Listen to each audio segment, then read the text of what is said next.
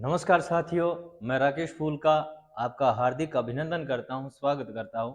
तो साथियों, हनुमानगढ़ जंक्शन में हमारा एक कोचिंग सेंटर है, विद्यासागर एकेडमी, और उसी के द्वारा एक ऐप है विद्यासागर हनुमानगढ़ के नाम से, जिस पर आप पढ़ रहे हो।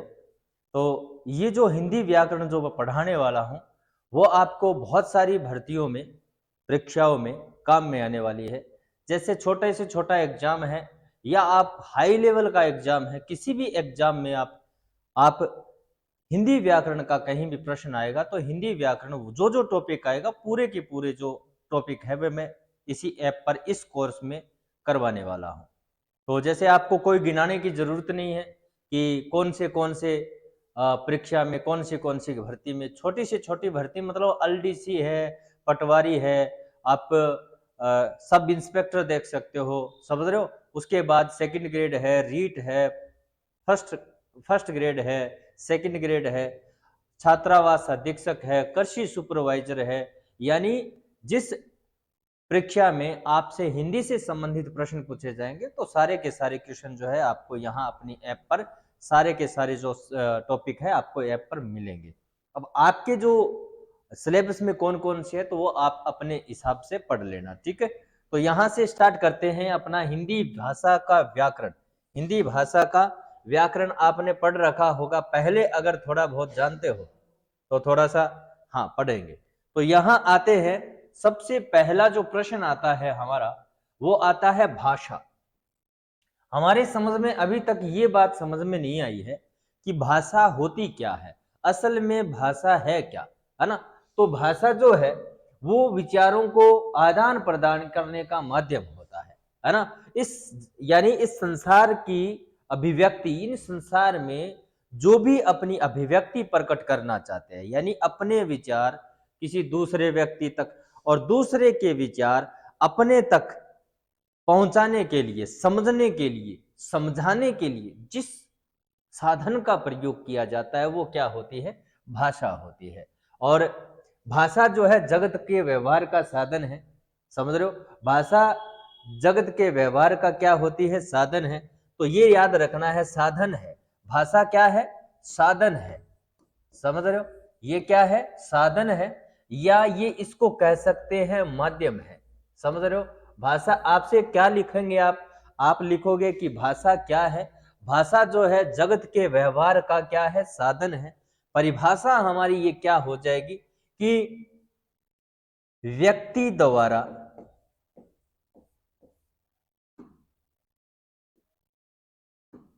व्यक्ति द्वारा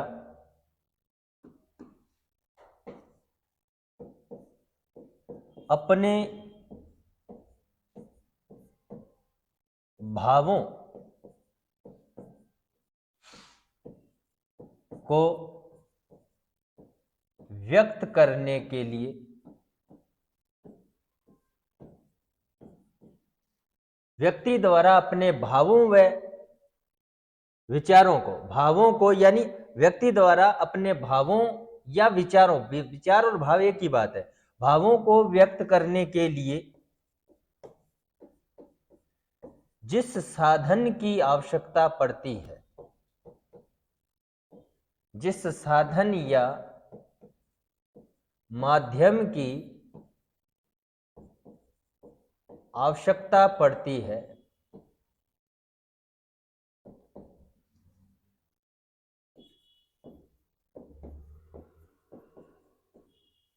भाषा कहलाती है। क्या कहलाती है, भाषा कहलाती है। और ध्यान रखना है कि ये भाषा ही है जो हमें अन्य प्राणियों से विशिष्ट बनाती है। क्या होती है कि ये भाषा ही है जो हमें अन्य प्राणियों से क्या बना रही है, विशिष्ट बना रही है। क्योंकि जीव तो बहुत है, प्राणी बहुत है, लेकिन वो भाषा के कारण ही हमें अन्य प्राणियों से विशिष्ट स्थान है। इसीलिए मनुष्य को सर्वशक्तिमान बनाने का जो काम करती है वो भाषा करती है, समझ रहे हो ना। तो एक तो ध्यान रखना है कि भाषा क्या है। तो भाषा जो है वो क्या है, साधन है या माध्यम है, किसका, तो विचार अभिव्यक्ति का। किसका कह सकते हैं, विचार अभिव्यक्ति का साधन या माध्यम है। ध्यान रखना है, विचार अभिव्यक्ति का क्या है, साधन या माध्यम है, ध्यान रखना है ना। तो क्या लिखना है कि भाषा जो है साधन या माध्यम है किसका, विचार अभिव्यक्ति का। और व्यक्ति, ये परिभाषा हो जाएगी कि व्यक्ति द्वारा अपने भावों को व्यक्त करने के लिए जिस साधन की आवश्यकता पड़ती है वह या माध्यम की आवश्यकता पड़ती है वह क्या कहलाती है, भाषा कहलाती है। तो ये इतनी बातें आपको समझ में आ गई होगी, है ना। अब बात करेंगे कि भाषा के रूप कितने होते हैं। सबसे महत्वपूर्ण प्रश्न हमारे सामने जो है प्रकट होता है कि भाषा के, जैसे भाषा जो है ना, बोलते तो जानवर भी है, वो भी क्या होते हैं, ध्वनियों का उच्चारण करते हैं। लेकिन जो जानवरों की जो भाषा है ना, एक यहां देख लेना कि मनुष्य जो भाषा का, जिस भाषा का प्रयोग करता है, मनुष्य जिस भाषा का प्रयोग करता है, मनुष्य की भाषा जो होती है व्यक्तवाणी कहलाती है। क्या कहलाती है, व्यक्तवाणी कहलाती है। ध्यान रखना, व्यक्तवाणी जो है मनुष्य की भाषा जो होती है वो व्यक्तवाणी कहलाती है। और जानवरों की भाषा, जानवरों की भाषा जो है वो कहलाती है अव्यक्तवाणी। क्या कहलाती है, अव्यक्तवाणी कहलाती है। ध्यान रखना, हमारे जो हिंदी के एक व्याकरण हुए हैं, यानी आप विद्वान कह सकते हो इसको, कि हिंदी के एक विद्वान हुए हैं और उनका नाम क्या है, उनका नाम है पंडित कामता प्रसाद गुरु। उनका नाम क्या है, पंडित कामता प्रसाद गुरु। उन्होंने क्या कहा है, उन्होंने भाषा के बारे में क्या कहा है कि जानवर जो है, अन्य जो प्राणी है, जानवर जो है, जानवरों के सुख और दुख, सुख और दुख, ये जो मनोभाव है, सुख और दुख जो है मनोभाव ही व्यक्त होते हैं। सुख और दुख मनोभाव ही क्या होते हैं, व्यक्त होते हैं। इसके अलावा जानवर कुछ से, यानी जो भी बोलता है हमें नहीं पता चलता है। जैसे कुत्ता जो है वो सुख में, यानी पेट भरा हुआ है, भौंक रहा है तो उसका पता चल जाता है। अगर वो कुछ उसको पीड़ा है तो भी पता चल जाता है कि ये पीड़ा है, उसका कुछ ना कुछ शरीर में दुख रहा है, तो ये उसके दुख और सुख भाव, इनके अलावा कुछ भी व्यक्त नहीं कर सकता। समझ रहे हो ना। लेकिन मनुष्य जिस भाषा का प्रयोग करता है उनमें ये सुख दुख जो कुछ भी, जितने भी भाव होते हैं, इसीलिए उनको क्या कहा है, व्यक्तवाणी कहा जाता है। ध्यान रखना है, मनुष्य जिस भाषा का प्रयोग करता है उसे व्यक्तवाणी कहा जाता है, और जानवर जिस भाषा का प्रयोग करता है वो क्या कहलाती है, अव्यक्तवाणी कहलाती है। और कामता प्रसाद गुरु ने क्या कहा है कि जानवरों द्वारा जो भी भाषा का प्रयोग किया जाता है वो अव्यक्त वाणी के अंतर्गत आती है। किसके अंतर्गत आती है, अव्यक्त वाणी। ठीक है, अब यहां से ये सबसे महत्वपूर्ण है कि भाषा के कितने रूप होते हैं। ये कई विद्वान जो कहते हैं कि 3 होते हैं, कई कहते हैं 2 होते हैं, लेकिन हम तो कहते हैं, मैं नहीं कहता, कोई विद्वान दूसरा नहीं कहता, हमें कौन बता रहा है, एनसीईआरटी बता रही है। एनसीईआरटी जो है वो क्या बता रही है कि भाषा के कितने रूप होते हैं। तो ध्यान रखना, भाषा के मुख्य 2 रूप होते हैं। क्या होते हैं, मुख्य 2 रूप होते हैं। कितने रूप होते हैं, मुख्य 2 रूप होते हैं। ध्यान रखना है कि भाषा के मुख्य कितने रूप होते हैं, 2 होते हैं। ध्यान रखना है कि भाषा के मुख्य कितने रूप होते हैं, 2 होते हैं। एक होता है इसमें कौन सी, एक जो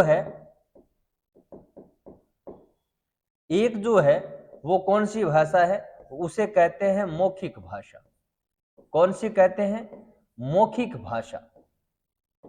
एक होती है मौखिक भाषा, जिसे ध्यान रखना है मूल रूप कहते हैं। भाषा का कौन सा होता है, मूल रूप होता है। मौखिक भाषा जो होती है मूल रूप होती है, और इसे प्रथम रूप भी कहा जाता है। क्या कहा जाता है, प्रथम रूप भी कहा जाता है। अगर आपसे पूछा जाए कि भाषा के कितने रूप होते हैं, तो 2 रूप होते हैं। पहली कौन सी? मौखिक भाषा, जिसको मूल रूप कहते हैं, जिसको कहते हैं प्रथम रूप। मौखिक भाषा का जो संबंध है, इसका जो संबंध है वो किस ज्ञानेंद्रिय से होता है? तो मौखिक भाषा का जो संबंध है वो होता है, ध्यान रखना, कान से। किससे होता है? कान से। कौन सी ज्ञानेंद्रिय से हमें पता चलेगा कि मौखिक भाषा हमें क्या सुनाई, हम कैसे, यानी ये जो ध्वनियों से उच्चारित होते हैं, ये जो उच्चारण होता है, हम ध्यान रखना है अपने को, जब भी किसी भाषा का उच्चारण करते हैं, ये मौखिक है, ये हम बोल रहे हैं, ये केवल सुनाई देगी। अगर आपको सुनाई देता है तो मौखिक भाषा जो है आपके लिए उपयोगी है। अगर सुनाई नहीं देता है तो मौखिक भाषा का आपके लिए कोई औचित्य नहीं है।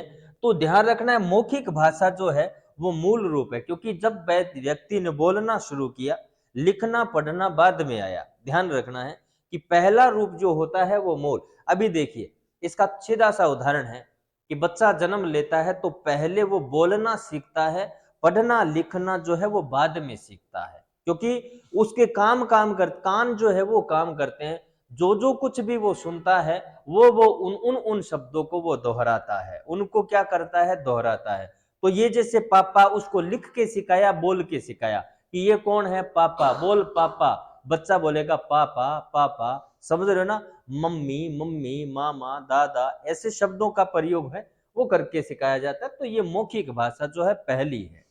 दूसरी भाषा कौन सी आ जाती है? दूसरी भाषा जो है वो होती है लिखित भाषा। कौन सी भाषा? लिखित भाषा। कौन सी भाषा? लिखित भाषा। ये दूसरी भाषा है और इसको कहते हैं द्वितीय रूप। क्या कहते हैं? ये भाषा का क्या होता है? द्वितीय रूप होता है। याद रखना है कि भाषा का जो द्वितीय रूप होता है वो कौन सा होता है? लिखित। यानी हम किसी भी अपने विचारों को किसी व्यक्ति के सामने प्रकट करेंगे, या तो बोलकर करेंगे या लिख कर करेंगे। इसके अलावा हमें कोई भी प्रकार नहीं है कि हमें उसको समझाने का सही तरीका क्या है। हम आपके मन में यह आता है कि एक परिभाषा और भी आती है, एक रूप और भी बताते हैं लोग, जिसको कहते हैं सांकेतिक भाषा। उसकी चर्चा करने वाले हैं। तो क्या बोला है मैंने कि लिखित भाषा, जिसको कहते हैं द्वितीय रूप, और इसका जो संबंध होता है, वो जो संबंध होता है किस ज्ञानेंद्रिय से होता है? वो संबंध होता है आंखों से, यानी आंख, या कह सकते हैं नेत्र। यानी आप कह सकते हो कि इसका संबंध किससे होता है? आंख से या नेत्र। यानी मैंने जो कुछ भी लिखा है, अगर आपको दिखाई देगा तो ही आप पढ़ पाओगे। यानी मैंने आपको पत्थर लिखा है, मैंने पत्थर लिखा है, अब बताओ आप किस ज्ञानेंद्रिय द्वारा पता करोगे कि क्या लिखा है? अब सुनाई तो देगा नहीं, आपको क्या पता चलेगा? आप देखोगे, उसको पढ़ोगे, यानी आपकी जो नेत्र काम करेंगे तो ही आप पढ़ पाओगे। तो ये द्वितीय रूप होता है। और मैंने बता भी दिया कि व्यक्ति पहले क्या करता है? बोलना सीखता है, और दूसरा काम क्या होता है उसका? लिखना होता है। समझ रहे हो? तो 2 ही रूप होते हैं भाषा के। मौखिक भाषा, जिसको मूल रूप कहते हैं, जिसको प्रथम रूप कहते हैं, और उसका संबंध जो होता है वो किससे होता है? कान से। यानी मैं जो बोल रहा हूं और आप क्या कर रहे हो? सुन रहे हो। आप सुन रहे हो, मैं बोल रहा हूं, और जो मैं लिख रहा हूं, तो जरूरी नहीं है कि साथ में बोलूं, उसको आप देख रहे हो। समझ रहे हो ना कि आप अभी इसको क्या पढ़ रहे हो? आप पढ़ रहे हो, इसको पढ़ रहे हो, तो इसका ये लिखा हुआ है कि आपको सुनाई दे रहा है? ये लिखा हुआ है बेटा, ये लिखा हुआ है, तो आप देख रहे हो। अगर मैं बोल रहा हूं या कुछ भी नहीं लिखता, मैं केवल बोलता होता, तो केवल आपको सुनाई देता। तो ये मौखिक रूप और लिखित रूप 2 ही प्रकार होते हैं भाषा के। अब जैसे आपके मन में जो वहम है वो भी निकाल देते हैं कि ये जो तीसरा, कुछ विद्वान कहते हैं, कुछ विद्वान भाषा का तीसरा रूप भी मानते हैं। ध्यान रखना है कि कुछ विद्वान जो है भाषा का तीसरा रूप भी मानते हैं, तीसरा रूप भी मानते हैं। और वो जो कौन सी है, कौन सा है वो रूप मानते हैं, तो वो जो रूप है वो कौन सा है, वो तीसरा रूप है, उसको कहते हैं सांकेतिक भाषा। क्या कहते हैं? सांकेतिक भाषा। क्या कहते हैं? सांकेतिक भाषा। अब इसके बारे में अपनी बात करेंगे, लेकिन आपको क्या देखना है कि भाषा के दो ही रूप होते हैं। कितने रूप होते हैं? दो ही रूप होते हैं। और ये कौन कहती है? एनसीईआरटी। ये कहती है एनसीईआरटी, कहती है कि भाषा के मुख्य दो ही रूप होते हैं। आपको केवल किसी की नहीं सुननी है, ना मेरी सुननी है, ना किसी और विद्वान की, आपको सुननी है एनसीईआरटी की। एनसीईआरटी कहती है कि भाषा के मुख्य दो ही रूप होते हैं, और आपको बताना है, अगर आपसे पूछा जाए कि भाषा के कितने रूप होते हैं, तो दो ही होते हैं। कितने होते हैं? दो। इतनी बात आपको समझ में आ रही होगी, समझ रहे हो? हाँ। जितने भी विद्यार्थी मुझे देख रहे हैं ना, तो आप अपने साथियों को भी बताना है, अपनी ऐप विद्यासागर हनुमानगढ़ को डाउनलोड करवाना है। अगर संपूर्ण हिंदी व्याकरण पढ़ना चाहते हैं तो इस ऐप पर जाओगे और अपने ऑफर चल रहा है, जो भी चल रहा है उसके आधार पर अपना जो कोर्स खरीद सकते हो। तो ये मुख्य रूप से एनसीईआरटी कहते हैं दो होते हैं, लेकिन कुछ विद्वान कहते हैं कि भाषा का तीसरा रूप भी मानते हैं, और वो भाषा कौन सी है? ये होता है सांकेतिक। यानी संकेत द्वारा भी व्यक्ति अपने भावों को दूसरे व्यक्ति तक पहुंचा सकता है। अब इसमें दो चीजें होती है, दो कारण होते हैं कि जो सामने वाला जो व्यक्ति है, आप जो है संकेत कर रहे हो, तो सामने वाला व्यक्ति उस स्थिति से अवगत होना चाहिए। अगर वो उस स्थिति से अवगत नहीं है तो वो कुछ समझ नहीं पाएगा। समझ रहे हो ना? सांकेतिक भाषा का जो कुछ विद्वान कहते हैं कि चौराहे पे लगी जो हरी लाल बत्तियां जो होती है, क्या बताते हैं कि चौराहे पर लगी जो स्ट्रीट लाइट कह सकते हैं, या हरी लाल बत्तियां जो होती है, बत्तियां जो होती है वो क्या करती है? संकेत का काम करते हैं। ध्यान रखना बेटा, आराम से पढ़ना है, इस बात को समझना है। कुछ विद्वान कहते हैं कि तीसरा रूप सांकेतिक होता है, और वो कहते हैं कि चौराहे, उदाहरण देते हैं, वो चौराहे पे लगी हरी लाल बत्तियां जो है वो संकेत का काम करती है। हरी बत्ती का मतलब होता है चलना, और लाल बत्ती का मतलब होता है रुकना। लेकिन क्या हरी लाल बत्ती से हमेशा ही क्या रुकना और चलने का काम होता है? मैं हमेशा ऑफलाइन क्लास में बताता हूं, क्या रेड लाइट यानी लाल बत्ती का मतलब हमेशा रुकना होता है क्या? जैसे मैंने कहा है पानी, तो व्यक्ति पानी ला कर देगा। मैंने कहा पानी लाओ, तो पानी लाएगा। लेकिन जरूरी नहीं है कि लाल बत्ती का मतलब हमेशा, हर जगह, हर स्थिति में, हर कंडीशन में रुकना ही होता है। वो लाल बत्ती चौराहे पे लगी है ना, तो ही आपको रुकना है। जिसको पता है वही रुक पाएगा, अन्यथा कोई जिसको जानकारी नहीं है वो तो नहीं रुक पाएगा। यानी कोई किसान जो है वो पहली बार किसी शहर में गया और अपना साधन है, ट्रैक्टर है उसके पास, और वहां उसने लाल हरी बत्ती का तो मालूम नहीं है, क्योंकि पहली बार गया और उसको पता नहीं है कि लाल बत्ती जो है जल रखी है और आपको रुकना है, तो उसको पता नहीं है, तो वो नहीं रोक पाएगा, क्योंकि उसे उस संकेत का पता नहीं है। एक तरीका और भी है कि अगर लाल बत्ती आप हर कहीं जला दो तो क्या वही रुकने लग जाएंगे? आप घर के सामने अगर लाल बत्ती जला दी तो इसका मतलब वो लोग जो है आपके घर के द्वार के आगे रुकना शुरू कर देंगे, क्योंकि उन्हें ये पढ़ाया गया है कि जब लाल बत्ती रुकती है तो रुकना होता है, जगती है। यानी आप कह सकते हो कि जब लाल बत्ती जलती है तो रुकना होता है, लेकिन वो हर जगह नहीं होता, केवल चौराहे पे होता है। तो अभी सांकेतिक का मतलब आपको बहुत सारे संकेत होते हैं, हम मुख मुद्रा द्वारा भी हम बताते हैं कि जैसे बहुत सारे होते हैं कि जैसे बोलचाल में भी कह देते हैं, इशारों से बात करते हैं, ऐसे बोल दिया, ऐसे कर दिया, इसका मतलब नॉर्मल है।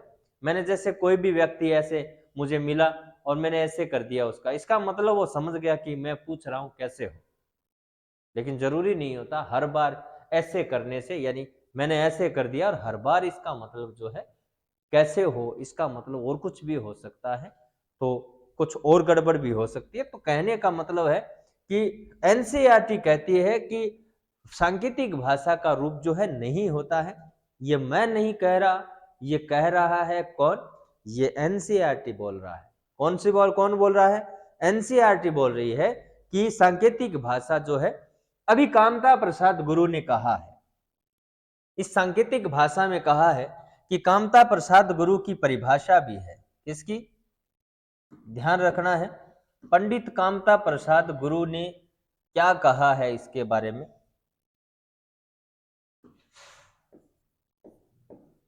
पंडित कामता प्रसाद गुरु के अनुसार ये इन्होंने कहा है, सभ्य समाज का क्या भाई? सभ्य समाज का काम सांकेतिक भाषा से नहीं चलता है।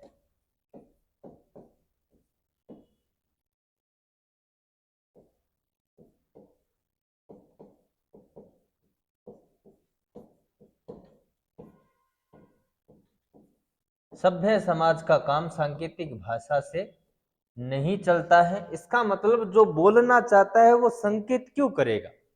समझ रहे हो कि जो बोलना जानता है, जिसको बोलना आता है, वो संकेत क्यों करेगा? समझ रहे हो ना कि जो बोल ले तो सभ्य समाज, हम बोल सकते हैं, सांकेतिक भाषा का प्रयोग करते हैं कई बार, लेकिन एनसीईआरटी कहती है कि नहीं होता है। तो आपसे प्रश्न पूछा जाए कि भाषा के कितने रूप होते हैं, तो आपको केवल कितने बताने हैं? 2 ही बताने हैं कि भाषा के मुख्य 2 ही रूप होते हैं। तो ये है, कामता प्रसाद ने कहा है कि सभ्य समाज का काम सांकेतिक भाषा से नहीं चलता है, उसको या तो लिखित भाषा से चलता है या मौखिक भाषा से। समझ रहे हो ना? जैसे आजकल का जमाना चला इमोजी का।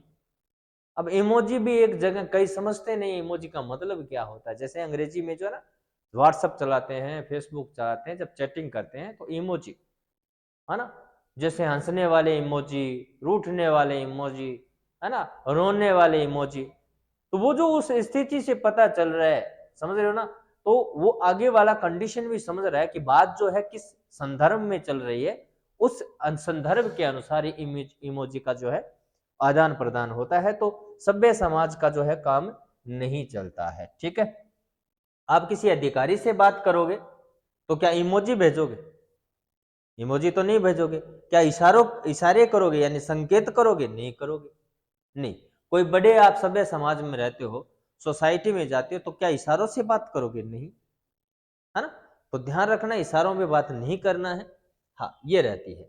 अब भाषा के प्रकार, भाषा के रूप 2 होते हैं, लेकिन भाषा के प्रकार कौन कौन से होते हैं? ध्यान रखना है कि भाषा के प्रकार की बात करें तो एक होती है मातृभाषा। क्या होती है? मातृभाषा। मातृभाषा का अर्थ क्या है?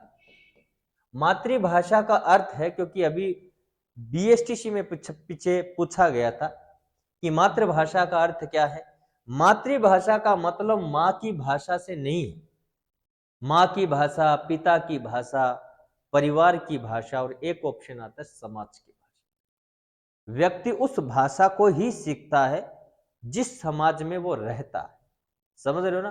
तो थोड़ा सा ध्यान रखना है कि जिस समाज में रहता है उसी भाषा को क्या करता है, वो सीखता है। हाँ, तो मातृभाषा का मतलब सीधा सा निकलता है समाज की भाषा। कौन सी भाषा? समाज की भाषा। कि मनुष्य जिस समाज में रहता है, मनुष्य जिस समाज में रहता है, उस समाज की जो भाषा होती है वही मातृभाषा होती है। जैसे राजस्थान में हम जब हनुमानगढ़ में रहते हैं तो यहाँ की मातृभाषा थोड़ी अलग है, कि जिस समाज में रहते हैं, जिस मोहल्ले में रहते हैं, जिस गांव में रहते हैं, उस गांव की जो भाषा है वही हमारी भाषा है। समझ रहे हो ना? तो मुख्य रूप से मातृभाषा का जो अर्थ है वो क्या होता है, अभिप्राय जो है वो समाज की भाषा से ही लिया जा सकता है, समाज की भाषा से ही होता है। और ये प्रश्न जो है एक बार आ भी चुका है, मातृभाषा का अर्थ जो है वो क्या है, समाज की भाषा से ही लिया जा सकता है। समझ रहे हो? तो दूसरी क्या है, वो होती है राष्ट्रभाषा। क्या होती है? राष्ट्रभाषा। राष्ट्रभाषा का मतलब क्या है? राष्ट्रभाषा का अर्थ है यानी कि संपूर्ण राष्ट्र में किसी भी भौगोलिक स्थिति में जो बसा हुआ जो लोग है, यानी कह सकते हैं कि भौगोलिक स्थिति में रहने वाले सभी जन, यानी सारे लोग जो है जिस भाषा को बोलना, पढ़ना या समझना जानते हैं, तो वो भाषा जो होती है राष्ट्र। राष्ट्र का मतलब आप समझ रहे हो, भौगोलिक स्थिति नहीं होती है। देश की स्थिति जो होती है भौगोलिक होती है। राष्ट्र जो होता है वो एक रूप से क्या होता है, सांस्कृतिक गतिविधियां, सामाजिक रीति रिवाज, परंपराएं एक हो, वो राष्ट्र होता है। और राष्ट्र की एक ही भाषा होती है। हमारे देश की बात करें, यानी संपूर्ण क्षेत्र में रहने वाले अधिकतर लोग जिस भाषा को पढ़ते, समझते और बोलते हैं, वो भाषा क्या होती है, राष्ट्रभाषा हो सकती है। समझ रहे हो? आपको कहने का मतलब या आपसे बताने का जो मेरा उद्देश्य है, अगर हमसे ये पूछा जाए कि भारत की राष्ट्रभाषा कौन सी है, तो ध्यान रखना संविधान में राष्ट्रभाषा का उल्लेख नहीं किया गया। याद रखना, संविधान में राष्ट्रभाषा का उल्लेख नहीं किया गया है। अगर आपसे पूछा जाए कि संविधान में, भारतीय संविधान में राष्ट्रभाषा का उल्लेख जो है नहीं किया गया, तो संविधान में राष्ट्रभाषा का उल्लेख नहीं किया गया है, नहीं किया गया है, ध्यान रखना है। तो ये भी अगर आपसे पूछा जाए कि भारत की राष्ट्रभाषा कौन सी है, तो आप उत्तर दे देना ऑप्शन में, अगर ऑप्शन में मिलेगा भारत की कोई भी भाषा राष्ट्रभाषा नहीं है। लेकिन व्यवहारिक रूप से अगर हमसे ये पूछा जाए कि व्यवहारिक रूप से भारत की राष्ट्रभाषा जो है, व्यवहारिक रूप से हिंदी को राष्ट्रभाषा कह सकते हैं। हिंदी को राष्ट्रभाषा कह सकते हैं। व्यवहारिक रूप से हिंदी को राष्ट्रभाषा कह सकते हैं। समझ रहे हो ना कि राष्ट्र, क्योंकि ये जो है ज्यादातर लोगों द्वारा बोली जाती है। लेकिन जब हम पश्चिम में जाएंगे, दक्षिण में जाएंगे, तमिलनाडु है, कर्नाटक है, असम है, तो वहां पर जो है हिंदी को न तो समझते हैं ना बोलते हैं, तो वे एक राष्ट्र तो नहीं कह सकते। तो राष्ट्रभाषा जो है, ध्यान रखना है, संविधान में राष्ट्रभाषा का उल्लेख नहीं किया गया है, किंतु व्यवहारिक रूप से हिंदी को राष्ट्रभाषा हम कह सकते हैं। अगर हमसे प्रश्न पूछ लिया जाए कि भारत की राष्ट्रभाषा कौन सी है, ऑप्शन में अगर मिले हिंदी, अंग्रेजी, पंजाबी, उर्दू, तो आप कह सकते हो हिंदी जो है हमारी राष्ट्रभाषा है। समझ रहे हो? तो राष्ट्रभाषा जो है एक अंतर यानी आंतरिक रूप से व्यक्तियों को एकता के सूत्र में पिरोना का काम करती है। राष्ट्र जो प्रतीक होते हैं वो क्या करते हैं, देश में रहने वाले लोगों को एकता के सूत्र में पिरोने का काम करते हैं। और हमारे देश में अधिकतर जो लोग हैं हिंदी को बोलते हैं, लेकिन सारे लोग नहीं बोलते हैं। उत्तर भारत में ही इसका प्रयोग ज्यादातर होता है। तो एक हो गया अपना मातृभाषा, दूसरा हो गया राष्ट्रभाषा, एक होती है क्षेत्रीय भाषा। क्या कह सकते हैं? क्षेत्रीय भाषा, यानी आपके क्षेत्र विशेष में बोली जाने वाली भाषा। आपके क्षेत्र विशेष में बोली जाने वाली जो भाषा होती है वो क्या कहलाती है? क्षेत्रीय भाषा कहला सकती है। यानी आप एक क्षेत्र में रहते हो, उस क्षेत्र में आपकी, जैसे मारवाड़ी है, आपके क्षेत्र में रहते हैं, तो ये क्षेत्रीय मारवाड़ी जो है आप एक प्रकार से एक क्षेत्रीय भाषा कह सकते हो। मेवाती भाषा जो है एक प्रकार से आपकी क्षेत्रीय है। समझ रहे हो ना? और वैसे ही क्या है, जैसे यहाँ पर और बहुत सी भाषाएं हैं, जैसे अवधी है वो क्षेत्रीय भाषा है। अवधी जो है वो क्षेत्रीय भाषा कह सकते हैं, कोई भाषा का रूप नहीं कह सकते उसको। तो ये प्रकार है मातृभाषा, राष्ट्रभाषा, क्षेत्रीय भाषा। और उसके बाद आ जाता है प्रादेशिक भाषा। क्या कह सकते हैं? प्रादेशिक भाषा, यानी प्रदेश में बोली जाने वाली जो भाषा है उसको भी हम, यानी पंजाब में पंजाबी बोली जा सकती है, तो यहाँ पंजाब में पंजाबी चलती है, तो ये पंजाबी जो है वो एक प्रादेशिक भाषा है, एक प्रदेश विशेष की भाषा है। मराठी जो है एक प्रदेश विशेष की भाषा है, गुजराती है वो एक प्रदेश विशेष की भाषा है, तो ये प्रादेशिक भाषा के अंतर्गत आता है। अगर बात करें, एक आती है राजभाषा। क्या आती है? राजभाषा। राजभाषा का जो मतलब है, हम राजभाषा का जो अभिप्राय है, राजभाषा का मतलब हम कह सकते हैं कि राजभाषा सरकारी कामकाज में जो भाषा का प्रयोग होता है, सरकारी कामकाज में प्रयुक्त भाषा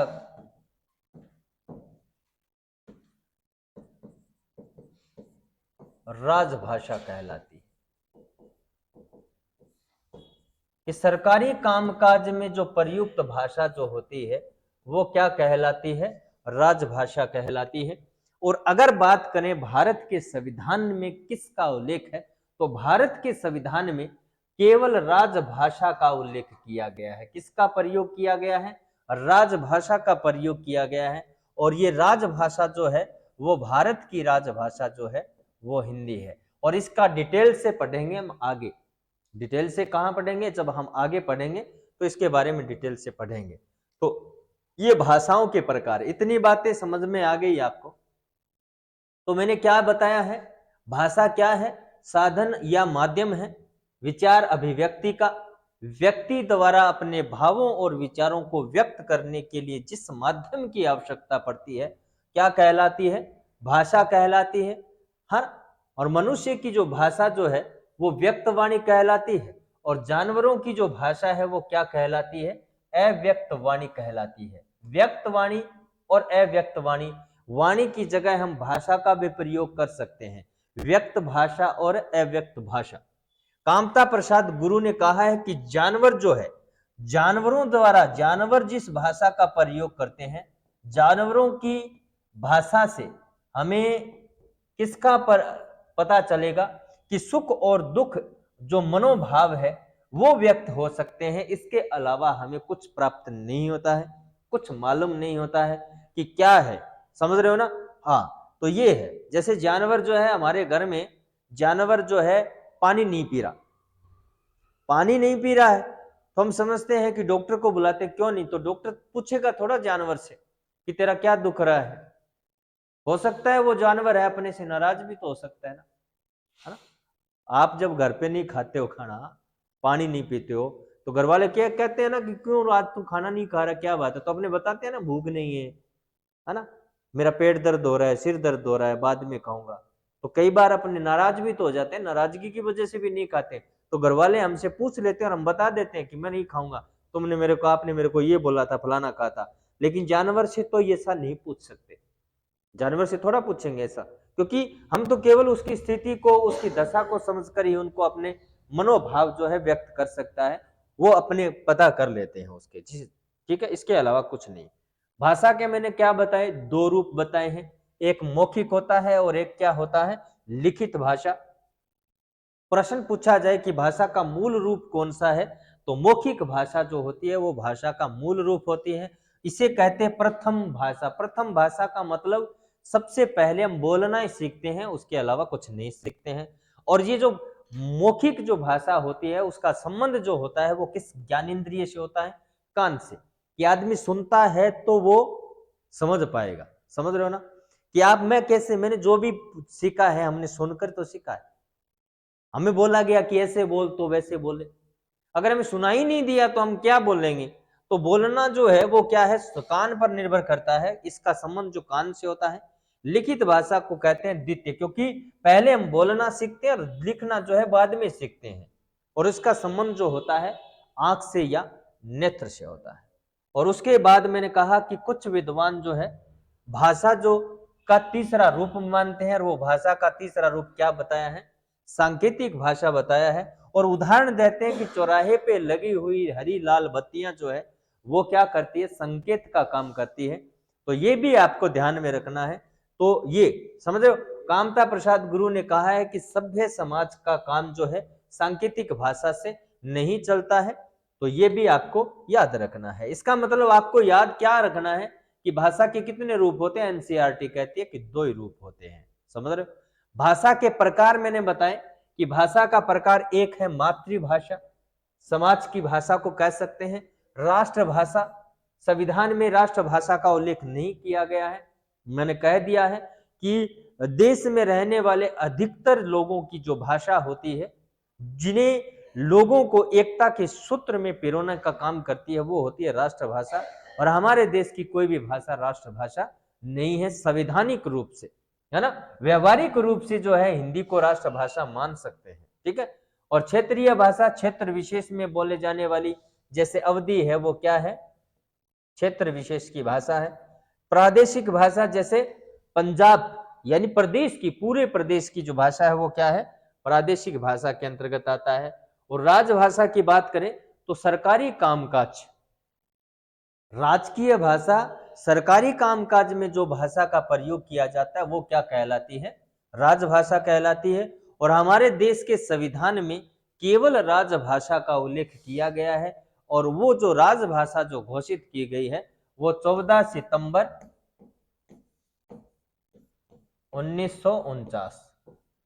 तो भाषा संबंधी प्रावधान जब आए भारतीय संविधान में 14 सितंबर 1949 को हिंदी को राजभाषा के रूप में मान्यता मिली। और इस 14 सितंबर को क्या मनाया जाता है? हिंदी दिवस मनाया जाता है। क्या मनाया जाता है? हिंदी दिवस, या इसको कह सकते हैं राजभाषा दिवस। क्या कह सकते हैं? राजभाषा दिवस भी इसको कहा जा सकता है। तो 14 सितंबर को हिंदी दिवस या राजभाषा दिवस मनाया जाता है। और सबसे पहले प्रथम बार कब मनाया गया? प्रथम बार जो है वो प्रथम बार हिंदी दिवस कब मनाया गया? तो वो प्रथम बार जो है वो मनाया गया था 1953 में। कब मनाया गया? 1953 में हिंदी दिवस प्रथम बार मनाया गया। इसकी डिटेल भी पढ़ेंगे, किसने सुझाव दिया, क्यों मनाया गया, कब मनाया गया, कैसे हिंदी को राजभाषा के रूप में मान्यता मिली, किसने इसका अनुमोदन किया, किसने इसका समर्थन किया, किसने प्रस्ताव रखा। ये सारी की सारी बातें जो है हम अगली क्लास में करने वाले हैं।